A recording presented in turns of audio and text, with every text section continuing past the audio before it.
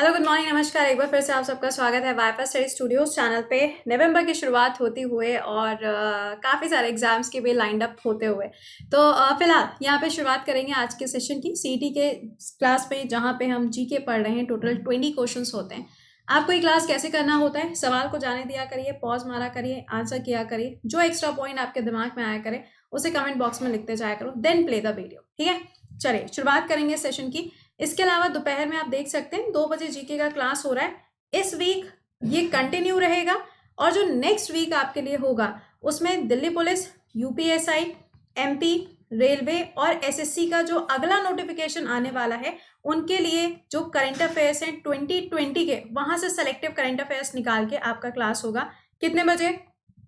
दोपहर में 2 बजे। कहाँ पे? अन अकेडमी पे रहेगा, मंडे टू फ्राइडे। अभी इस वीक जीके ही चलेगा। ठीक है, चलो पहला सवाल आपके सामने आता हुआ, क्वेश्चन पढ़िएगा, इसका आंसर करिएगा और जितने सवाल हम आपसे पूछते हैं प्लीज कमेंट बॉक्स में उसका आंसर किया करिए। चलिए पहला सवाल बताइए, इनमें से कौन सा ऐसी चीज है जिसको पॉपुलर चैम्बर के नाम से जाना जाता है? इसका आंसर हो जाएगा लोकसभा। अब आप कहेंगे ऐसा क्यों है? देखिए, पॉपुलर चैम्बर का मतलब है एक ऐसी जगह जहां पे आपको काफी सारी कमिटीज मिले, जहां पे आपकी प्रॉपर डिबेट तो होगी, लेकिन इसके साथ में जितने बिल्स आते हैं, जितने ऑर्डिनेंसेस आते हैं, मैक्सिमम आपको यहीं पर देखने को मिलते हैं।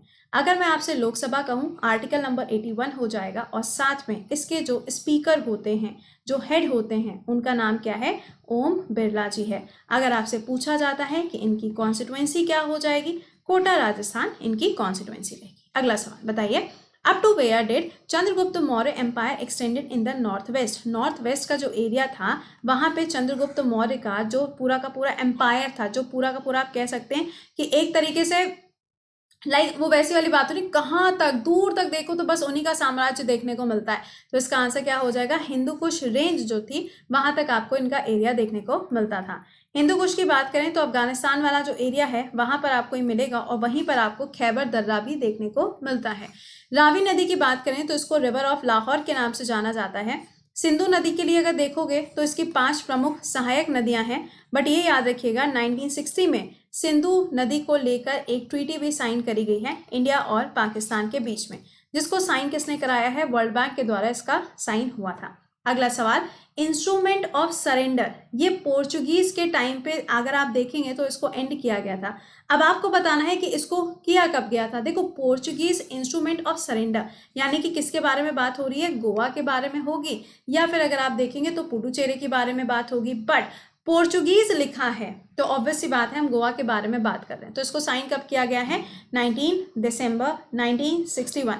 आप मुझे बताएंगे गोवा के लिए लिबरेशन डे किस दिन मनाया जाता है? आपका आज का पहला सवाल है, कमेंट बॉक्स में आंसर आना चाहिए। अगला, इसमें से कौन सा वाला एटॉमिक पावर स्टेशन है जिसकी लोकेशन आपको राजस्थान के अंदर देखने को मिलती है? आंसर क्या हो जाएगा यहाँ पे? स्वाद भट्टा। अच्छा, एक चीज और, एटॉमिक पावर स्टेशन पूछा था। आप कहेंगे मैम पोखरन भी तो है यहाँ पे। बेटा, पोखरन जो है यहाँ पे टेस्ट किए जाते हैं, ये कोई एटॉमिक पावर स्टेशन नहीं है। आपको याद होगा तो जो स्माइलिंग बुद्धा ये वाला जो टेस्ट किया गया था ना, वो इसी जगह पे किया गया था। न्यूक्लियर वेपन्स वगैरह जो टेस्ट वगैरह किए जाते हैं उसमें भी आपको ये नाम सुनने को मिलता है, तो ये वो वाली जगह है। ठीक है, अगला बताइएगा, भारत की ऐसी कौन सी नेबरिंग कंट्री है जिसको हम ड्रुक योल के नाम से जानते हैं? तो इसका आंसर क्या होगा? भूटान होगा। अच्छा, भूटान के रिस्पेक्ट में अगर आप देखो तो अभी क्या हो रहा है, जो अनियन है, जो प्याज है ना, उसके जो बीज होते हैं, या फिर हम ये कह सकते हैं कि अनियन के लिए जो यहाँ पे पूरी की पूरी जो खेती करी जाती है, अभी इंडिया ने बोला है कि इसको हम बाहर के देशों में एक्सपोर्ट जो करते हैं ना, जो निर्यात करते हैं, उसको कम कर दिया गया है। और इसमें एक पॉइंट निकल के आया था कि इंडिया जो है वो सबसे ज्यादा कहाँ से प्याज को इम्पोर्ट करता है, तो आंसर भूटान बनेगा। वैसे एग्जाम में इतना कुछ इंपॉर्टेंट है नहीं है, बट चलो फिर भी याद होना चाहिए। कैपिटल थिम्पू हो जाएगी। मुझे ये बताना कि यहाँ पे कौन सा हाइड्रो इलेक्ट्रिसिटी पावर प्लांट है जिसका उद्घाटन भारत के द्वारा किया गया था और भारत के द्वारा ही उसको बनवाया भी गया था, जिसको अभी हाल ही में यूके के द्वारा एक अवार्ड से सम्मानित किया गया है ना? कमेंट बॉक्स में। डेली बेसिस पे करंट अफेयर्स अगर आप 7 बजे पढ़ रहे हो तो मुझे नहीं लगता कि आपका कोई भी ऐसा सवाल होगा जहां पर आप एक बार सोचो कि यार इसका आंसर ये नहीं, इसका आंसर वो होगा। तो ऐसा वाला आपके साथ में नहीं होगा। ठीक है, अगला, which economist gave the theory of opportunity cost? आपको बताना ये थ्योरी किसके द्वारा दी गई, तो इसका आंसर हो जाएगा यहाँ पे हैबलर के द्वारा ये थ्योरी दी गई थी। अगला, sound wave produced by, sound wave जो है जब ये प्रोड्यूस होती है तो ये क्या होता है? वाइब्रेशन होता है। आपने देखा होगा ये इस तरीके से होता है ना, तो ये क्या है, this is the vibration, wavelength है, फ्रीक्वेंसी है, जहां दोनों चीज होंगी वो क्या कहलाता है, वो वाइब्रेशन कहलाता है। सवाल, साउंड वेव जो होती हैं वो लॉन्गिट्यूडनल होती हैं या ट्रांसवर्स होती हैं, कमेंट बॉक्स में आंसर बताइएगा। अगला सवाल, Mithun, a cattle breed is found in, ये क्या है, एक तरीके की आपको ब्रीड देखने को मिलती है, यानी कि एक नई तरीके की आपको स्पीशी मिलती है, स्पीशी लेकिन वो हाइब्रिड वाली होती है, ठीक है। तो आपको बताना ये कहाँ पे पाई जाती है, आंसर बनेगा अरुणाचल प्रदेश के अंदर। अगला, रजत हैज हाइपरमेट्रोपिया, ठीक है। अब आपको बताना है यहाँ पे कि अगर उसके विजन को करेक्ट करना है, अगर उसको साफ दिखाई देना शुरू करने लगे, तो आपको मुझे ये बताना है कि उसके लिए कौन सा वाला जो लेंस है उसका इस्तेमाल किया जाएगा। हाइपर मायोपिया में क्या होता है, दूर का दिखाई देता है, पास का दिखाई नहीं देता है। करेक्ट किससे होगा, कॉन्वेक्स से होगा। एक होता है मेट्रोपिया, उसमें क्या होता है, अपोजिट हो जाता है। करेक्ट किससे होगा, कॉन्केव से होगा, ठीक है। अगला देखो यहाँ पर, which human body part can well be called the chemical factory, इसमें से हमारी बॉडी का ऐसा कौन सा हिस्सा होता है जिसे केमिकल फैक्ट्री के नाम से जाना जाता है, आंसर क्या बनेगा, लीवर बनेगा। अच्छा एक चीज और, अगर मैं आपसे कभी कहूं कि सबसे बड़ा ग्लैंड कौन सा है, तो आंसर क्या हो जाएगा, लीवर बनेगा, ठीक है। चलो अगला देखो, हु डिस्कवर्ड बैक्टीरिया, बैक्टीरिया जो है वो यहाँ पे किसके द्वारा डिस्कवर किया गया, तो इसका आंसर क्या हो जाएगा, यहाँ पे लोवेनहॉक के द्वारा इसको डिस्कवर किया गया, तो इजी वाला था। The only Indian music composer जिसने क्या किया था, संग बिफोर यूएन, यूएन के अंदर जिसके द्वारा गाना गाया गया, आंसर क्या हो जाएगा, शुभु लक्ष्मी। कौन, शुभु लक्ष्मी। सवाल, स्टेट बता दो सिर्फ कहाँ से बिलोंग करती है, ठीक है। अगला, कॉफी ग्रो, अरे भाई ये सवाल पूछने वाला है, मतलब ये सवाल मुझसे पूछोगे तुम लोग, कभी मत पूछना गलती से भी। इसका आंसर क्या बनेगा, कर्नाटका। कर्नाटका के अंदर सबसे ज्यादा कॉफी का उत्पादन होता है। आपको नाम मैंने कई बार वैसे बताया है, बाबा बुदान की जो पहाड़ियां हैं कर्नाटका के अंदर, ये जो हिल्स हैं, वहां पे आपको इसकी जो खेती है वो सबसे ज्यादा देखने को मिलती है। सेकेंडली, पूरे वर्ल्ड में सबसे ज्यादा जो कॉफी है उसका प्रोडक्शन ब्राजील के अंदर होता है। कॉफी की दो वैरायटी होती है, एक होती है हॉट कॉफी, एक होती है कोल्ड कॉफी। नहीं, एक होती है रोबस्टा, एक होती है अराबिका। तो यानी कि अगर कभी सवाल पूछा जाए इंडिया में कौन सी वाली होती है, तो इंडिया में मैक्सिमम आपको अरेबिका देखने को मिलती है, ठीक है। नेक्स्ट बताओ, अगला सवाल है आपके लिए, the Indian writer won the Booker prize in 1997, किसके द्वारा ये प्राइज जीता गया, तो इसका आंसर हो जाएगा Arundhati Roy is the right answer. Next पे आ जाइए, बताइए फ्रेंच इंडियन कैपिटल, यानी कि जब फ्रेंच यहाँ इंडिया के अंदर थे उस टाइम पे इनकी राजधानी, इनकी कैपिटल क्या थी। अगर हम ब्रिटिशर्स की बात करें तो क्या थी, कोलकाता यानी कि कैलकाटा थी। इनकी कौन सी थी, तो पुडुचेरी हो जाएगी।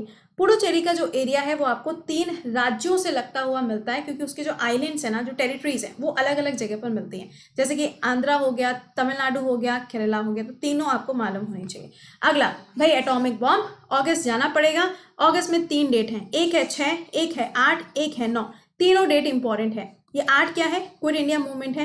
ये आपकी नागासाकी और हिरोशिमा है ना, हिरोशिमा या नागासाकी, तो हिरोशिमा ये हो जाएगी। और हिरोशिमा के बाद अगर आपसे पूछा जाता है नागासाकी के बारे में, तो इसका आंसर क्या निकल के आएगा, यहाँ पे 9 अगस्त 1945 इज द ईयर। अच्छा एक चीज और, अगर आपसे पूछा जाता है हिरोशिमा और नागासाकी ये आपको कहाँ पर देखने को मिलते हैं, यानी कि कौन सी कंट्री में है, तो आंसर क्या बनेगा, तो आंसर यहाँ पे जापान होगा, ठीक है। अगला, विजयनगर एम्पायर किसके द्वारा ये बनाया गया, तो यहाँ पर आप देख सकते हैं हरिहर बुक्का जी के द्वारा इसको डेवलप किया गया।